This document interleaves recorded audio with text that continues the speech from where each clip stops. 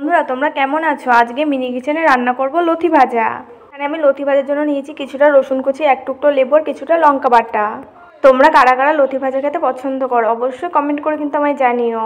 চলো তাহলে ভিডিওটা শুরু করি। ভিডিওটা স্কিপ না করে শেষ পর্যন্ত দেখতে থাকো। প্রথমে আমি উনুনের জালটা ধরে উনুনের উপরে বসিয়ে দিলাম কড়াইটা বসিয়ে দেওয়া হয়ে যাওয়ার পর কড়াইটা কিছুক্ষণ গরম হতে দিতে হবে। কিছুক্ষণ পর কড়াইটা হালকা গরম হয়ে গেলে তার ভেতর দিয়ে দিলাম পরিমাণ মতন সরষের তেল। কিছুক্ষণ পর কড়াই তেলটা গরম হয়ে গেলে তার ভেতরে দিলাম কুচি করে নেওয়া রসুনগুলো দেওয়া হয়ে যাওয়ার পর আমার আগে কালো জিরেটা দিতে মনে ছিল না, তাই আমি পরে কালো জিরেটা দিয়ে দিলাম। জিরেটা দেওয়া হয়ে যাওয়ার পর রসুন আর কালো জিরেটা খুব ভালো করে খুন্তি দিয়ে নাড়াচাড়া করে দিলাম। এবার রসুন আর কালো জিরেটা কিছুক্ষণ ভালো করে ভেজে নিতে হবে। বন্ধুরা তোমরা যদি এখন আমার চ্যানেলটা সাবস্ক্রাইব না করে থাকো অবশ্যই মনে করে আমার চ্যানেলটা সাবস্ক্রাইব করে দিও। আর যদি তোমাদের কাছে ভিডিওটা ভালো লাগে তাহলে ভিডিওটা একটা লাইক করে দিও। আর পাশে থাকা বেল আইকনটা অবশ্যই মনে করে প্রেস করে রেখো যাতে আমার পরবর্তী ভিডিওর নোটিফিকেশন সবার আগে তোমার কাছে পৌঁছায়। দেখো তোমাদের সাথে গল্প করতে করতে কিন্তু এদিকে আমার রসুন আর কালো জিরেটা ভালো করে ভেজে নেওয়া হয়ে গেছে, কিন্তু রসুনটা ভালো করে লাল লাল করে ভেজে নিয়েছি।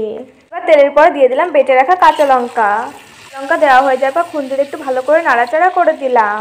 আজকে না আমি কাঁচা লঙ্কাটা একটু বেশিই বেটে দিয়েছি, কচুর লথি তো একটু ঝাল ঝাল হলে খেতে বেশি ভালো লাগবে। কাঁচা লঙ্কাটা হালকা ভেজে নিয়ে তার মধ্যে দিয়ে দিলাম কেটে রাখা লথিগুলো। এগুলো তেলের পরে দেওয়া হয়ে যাওয়ার পর খুন্তিতে একটু ভালো করে নাড়াচাড়া করে দিলাম।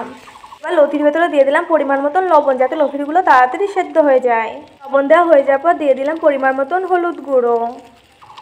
লবণ আর হলুদগুলো দেওয়া হয়ে যাবে। কচুরলতিটা আবারও খুন্তিতে কিছুক্ষণ ভালো করে নাড়াচাড়া করে দিলাম। এবার কচুরলতিটা কিছুক্ষণ ভালো করে ভেজে নিতে হবে।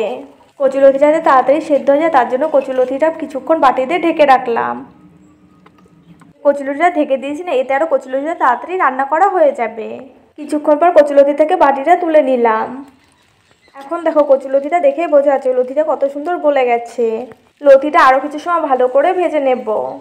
দেখো কচুরলতি ভাজা দিয়ে কিন্তু এক থালা ভাত খাওয়া যায়। আমি ভীষণই পছন্দ করি কচুরলতি খেতে। আর এই রান্নাটা খুব সোজা আর খুব তাড়াতাড়ি হয়ে যায়। আর যাদের কচুরলতিতে গলা ধরার ভয় থাকে তাদের এই ভয়টা থাকবে না আজকের পর।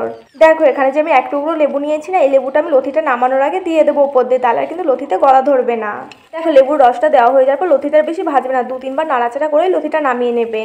তাহলে দেখবে যেসব লতিতে ভীষণ পরিমাণে গলা চুলকায় সেই সব লতিতেও গলা চুলকাবে না। এখন দেখো লতিটা কিন্তু আমার ভালো করে ভেজে নেওয়া হয়ে গেছে। এবার নামানোর আগে দিয়ে দিলাম পরিমাণ মতন লেবুর রস। এক ফালি লেবুর রস আমি পুরোটা দিইনি, কারণ আমার তো বেশি লতি না, ওর জন্য। লতিতে লেবুর রস দেওয়া হয়ে যাওয়ার পর লতিটা আরও কিছুক্ষণ ভালো করে নাড়াচাড়া করে দিলাম। কিছুক্ষণ পর দেখো এখন কিন্তু আমার লতি ভাজা হয়ে গেছে। আমি লতি ভাজাটা বাটিতে সুন্দর করে তুলে নিলাম।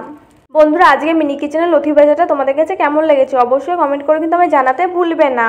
তোমাদের কাছে যদি ভিডিওটা ভালো লাগে তাহলে ভিডিওটা একটা লাইক করে দিও। তোমরা পাশে থাকলে আমি আরও ভালো ভালো রান্নার ভিডিও করে তোমাদের দেখাবো। এই লথি ভাজাটা কিন্তু খেতে হয়েছিল খুবই টেস্টি। তোমাদের কাছে যদি ভিডিওটা ভালো লাগে তাহলে ভিডিওটা একটা লাইক, কমেন্ট, সাবস্ক্রাইব, শেয়ার করতে একদম ভুলবে না কিন্তু।